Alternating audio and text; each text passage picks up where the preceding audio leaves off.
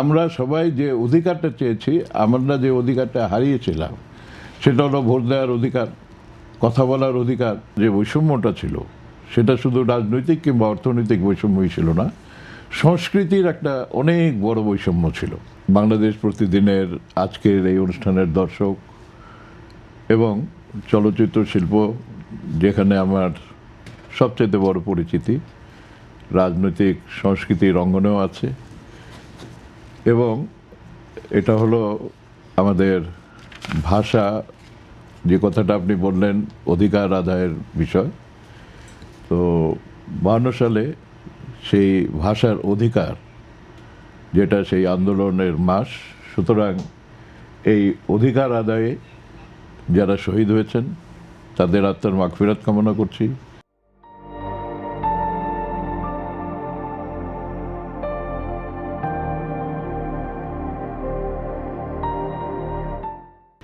এবং সেই সময়ের যারা এই আন্দোলনে সম্পৃক্ত ছিলেন, যারা আমাদেরকে এই ভাষার সংগ্রামে জয়ী করেছিলেন, তাদের প্রতি সশ্রদ্ধ সালাম এবং অভিবাদন।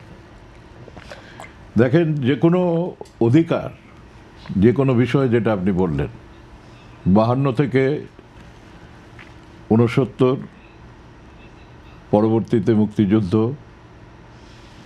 তারপরে গণতন্ত্রের পথে যাবার জন্য 90-এর যে আন্দোলন রাজনৈতিক, এবং সবশেষ আমরা 24-এ জনগণের অধিকার আদায়ের জন্য স্বৈরাচারের বিরুদ্ধে যে বিপ্লব, সেটা দেখলাম। আমার জন্য, আমি ব্যক্তিগতভাবে এই সব জেনারেশনেরই কাছাকাছি থেকে, একমাত্র ভাষা আন্দোলনের সময় তো আর আমি ছোটই ছিলাম, তো সেই ক্ষেত্রে সেটা ততটুকু আমরা বই পড়ে জেনেছি, সিনিয়রদের কাছ থেকে শুনেছি, সংবাদপত্রে দেখেছি, পড়েছি। সেখান থেকে যে বিষয়টা ছিল সেটা ছিল তদানীন্তন পাকিস্তান আমলের গল্প। সেটা পরবর্তীতে যখন নানান ধরনের রাজনৈতিক ডামাডোলে পাকিস্তান পরবর্তী পরিস্থিতিতে পড়ে যায়, সংকটে পড়ে যায়, সেই সময় আমরা যারা পূর্ব পাকিস্তানে ছিলাম, যারা আমরা বাঙালি, বাংলা ভাষায় কথা বলতাম, পড়তাম, লিখতাম, সংস্কৃতির কর্মকাণ্ড চালিয়ে যেতাম, তখন আমাদের যে অধিকারটা মূলত ছিল, যে বৈষম্যটা ছিল, সেটা শুধু রাজনৈতিক কিংবা অর্থনৈতিক বৈষম্যই ছিল না, সংস্কৃতির একটা অনেক বড় বৈষম্য ছিল। সেটা ছিল কথা বলার, সেটা ছিল ভাষার। ঠিক সেই ভাষাটাকে প্রতিষ্ঠিত করার জন্যই আমাদের তদানীন্তন রাজনৈতিক নেতৃবৃন্দ, এবং সেটাই ছিল শুরু মুক্তিযুদ্ধের, যেটা আমি মনে করি, এটা আমার একটা ব্যক্তিগত, কারণ তখন আমি অলরেডি ঢাকা বিশ্ববিদ্যালয় থেকে 69-এ বেরিয়েছি।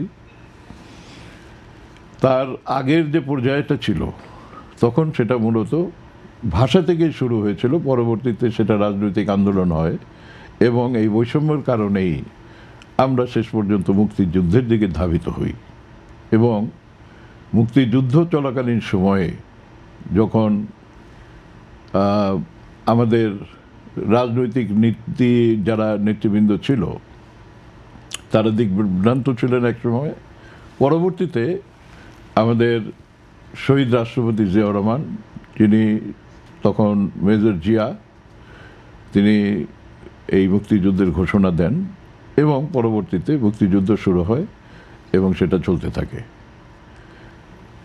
এই ঐতিহাসিক পটভূমিটা একটুখানি সংযোজন এই জন্য করছি, পরবর্তীতে যখন রাজনৈতিক যে সরকার আসেন, সেই সরকার আসার পরে নানান ধরনের রাজনৈতিক সংকট তৈরি হয়, একদলীয় শাসন হয়, এবং বাকশাল বলে যে বিষয়টার আবির্ভাব হয়, এবং সেইটা একদলীয় শাসন ব্যবস্থা, গণমাধ্যমের উপরে টুটি চেপে ধরা, অর্থনৈতিকভাবে ভঙ্গুর অবস্থা, সব দিক থেকে একটা অস্থিরতা চলছিল।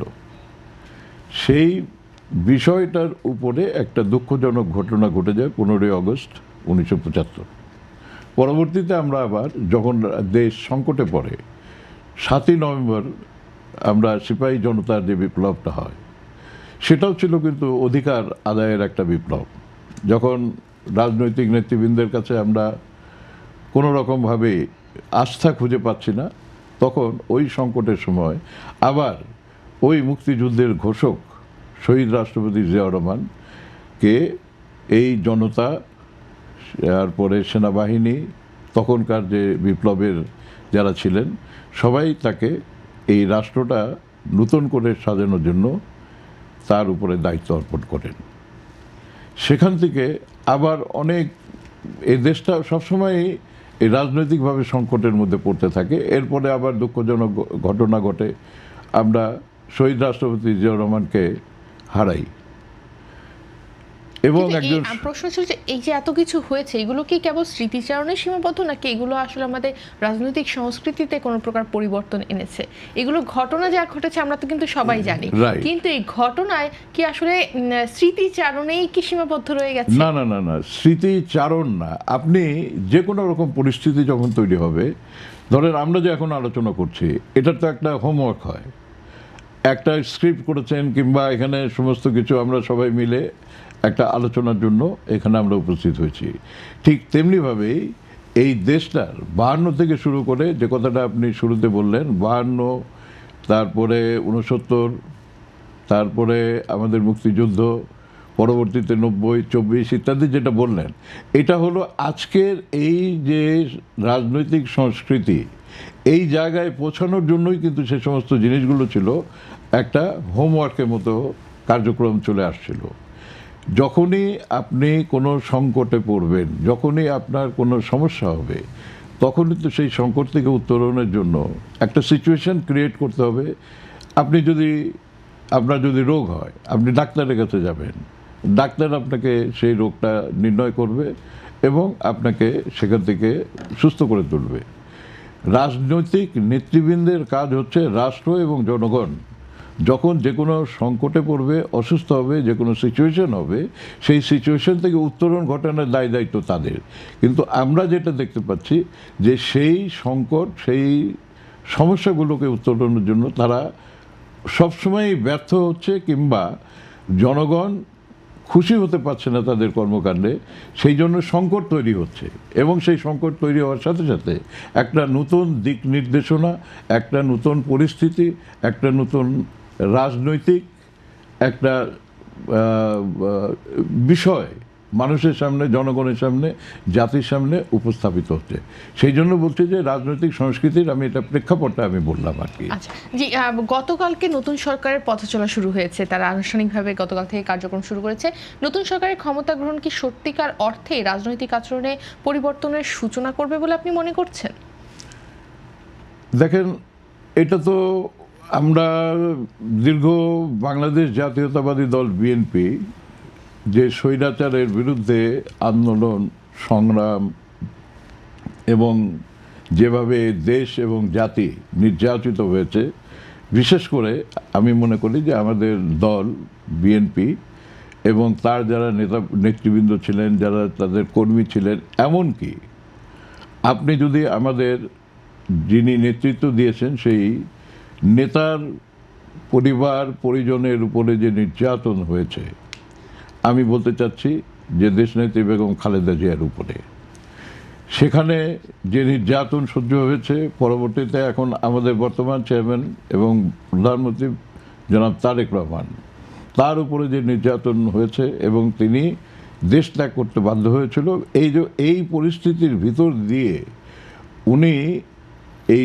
দেশটাকে, এই দলটাকে এখন বিএনপি এবং তাদের সহযোগী যে সমস্ত বিশেষ রাজনৈতিক দল যারা একসঙ্গে মিলে এই স্বৈরাচারের পতন ঘটিয়েছে এবং এই 24শে বিপ্লবের যে সমস্ত আমাদের ছাত্র জনতা যারা তাদের আত্মহতি দিয়েছে, এবং অনেকেই আজকে অনেক কষ্টে আছে, অনেকে আহত অবস্থায় আছে, অনেক পরিবার যারা নিহত হয়েছে তাদের অবস্থা রয়েছে।